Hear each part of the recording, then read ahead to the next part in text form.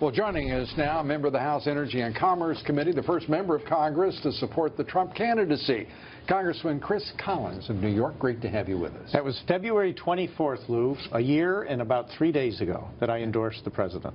And think about how that worked. Boy, it's been a roller coaster. It's been a roller coaster, and you helped save a nation. Well, I'd like to think I played a very small part. Well, I don't think there's any doubt about it. And this is, we're now told there's a prospect of disruption by the Democrats in the joint session tomorrow night.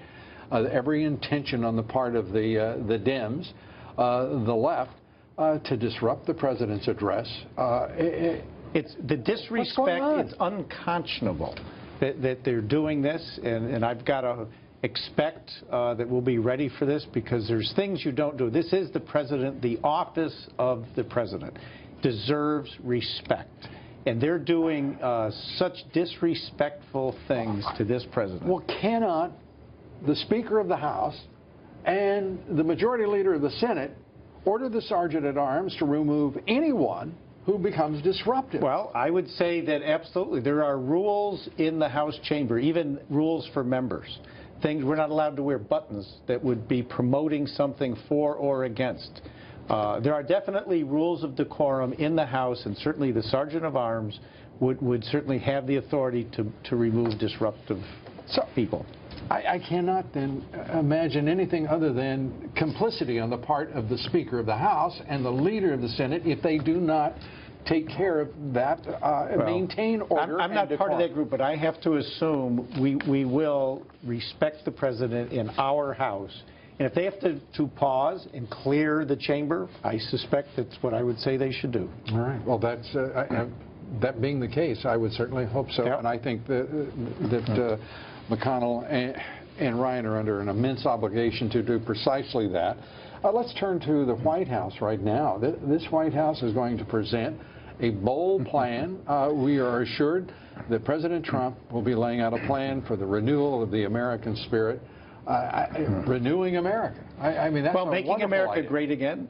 Imagine a future when our children and grandchildren live a better life than ours. Imagine a future when our military is not depleted. Imagine a future when we're standing up to our enemies, securing our borders, making America great again. That's the image that we need to portray, a bright future for our children, grandchildren, generations not yet born. $54 billion is the plan on the part of the president for increased defense spending. It is a lot of money. It will be taken, he says, and his people suggest, from other programs.